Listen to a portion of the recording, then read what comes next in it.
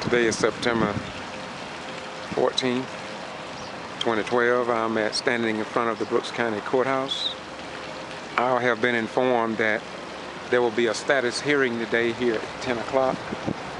And so I traveled down from Valdosta, Georgia to get this on tape. My name is George Boston Rhymes, and I do this because I love the beautiful courthouse. I love the people that live here in Brooks County. But above all, I always want to be able to say that in times like these, I stepped into the picture to make a difference.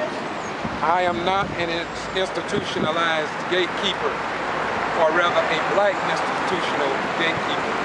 I am here to ensure that as you know, the Quitman-Brooks were arrested in December of 2010 for alleged voter fraud dealing with absentee ballots.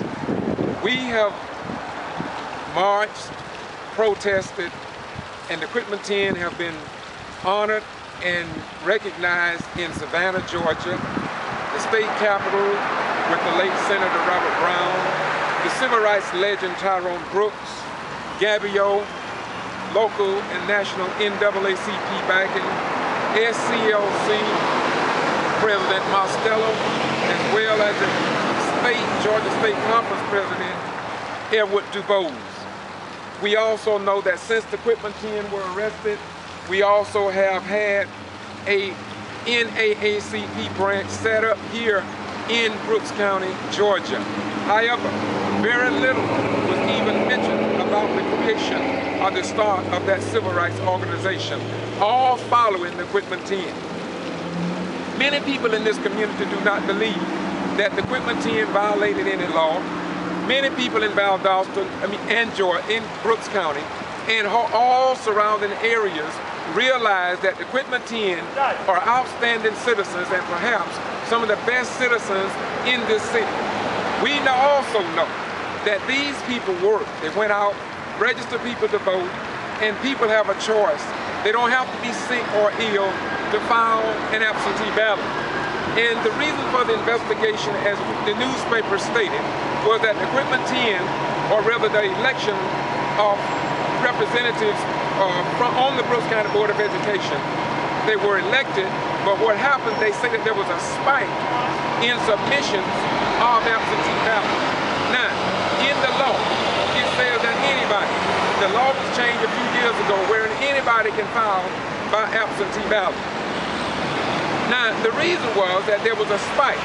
Now, if anybody in any county or state or city chose to vote by absentee ballot, there will be a spike in the submission of absentee ballot. Now, when the G.B.R came in and investigated the Quitman-Brooks electoral process, walking the streets, they went to people's homes, and I came over to Brooks County from Valdosta, and I was told that some of the elderly and younger folks were intimidated by the Georgia Bureau of Investigation.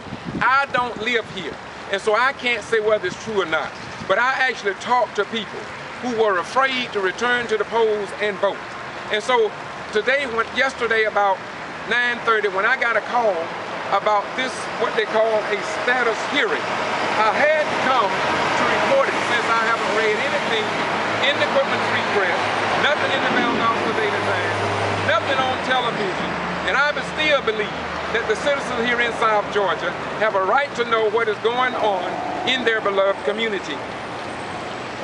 And so I want to say and close on this note. As we go in here to this hearing, or status hearing, I don't know what it's all about, but I will assure you, and who are you? The people here in Brooks County, the people in Lowndes County, Thomas County, and throughout the southern area. I'm inviting you to look at Boston G.B.R. YouTube and Google the Quitman-Brooks +2, because it seems as if the news concerning the Quitman-Brooks and what is happening are being suppressed, controlled, and abated by the mainstream media. I want to thank the Examiner out of Macon, Georgia, for staying on top of this.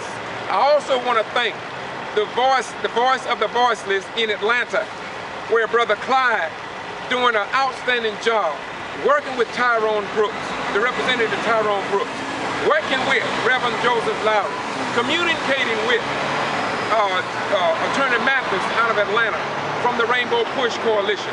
We want to thank all of you, because down here in South Georgia, we realize that this area has a long history of being one-sided. It is a matter of record. It has been documented. It is in the archival record. The week of terror that took place May the 8th, 1918, wherein 13 to 15 black African Americans were murdered in Brooks and Lowndes County, yet nothing has been done about it until this day. And so we must understand that as the Quitman Free Press carry on and report what's going on here in Brooks County, we believe there are a lot of things that are going unreported. We also listen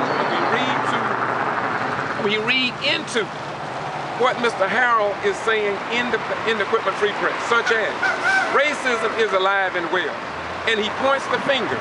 But we want to hold this out by saying to Mr. Harrell and Mr. Tribble that racism is what it is, and to really get to the root of who the racists are is very simple. All we have to do is not placate, duplicate, and imitate what we want, but to check the archival record. Let the truth speak for itself. After all, we have maintained a historic record of what has taken place in Brooks County and Quitman in particular. And so regardless of what others may say, we have the archival record of how blacks have been treated in Brooks County, Lowndes County, Thomas County, North Florida, and surrounding areas. So let the truth speak for itself. As we go in today, we're going to see what is happening, and believe me, we will report back to you, because this is what we do. Once again, I am George Boston Rines, kvci.blogspot.com, YouTube, Boston G.B.R. Once again, this is Brooks County in the city of Quitman, and we are doing what we do because we want you informed. We believe in our form of government, and as it is, Quitman is an old southern town, and it is a beautiful place to live and raise a family. We just want to make it better. Until next time, or to the next clip. Stay tuned, please. Bye-bye. We're gone.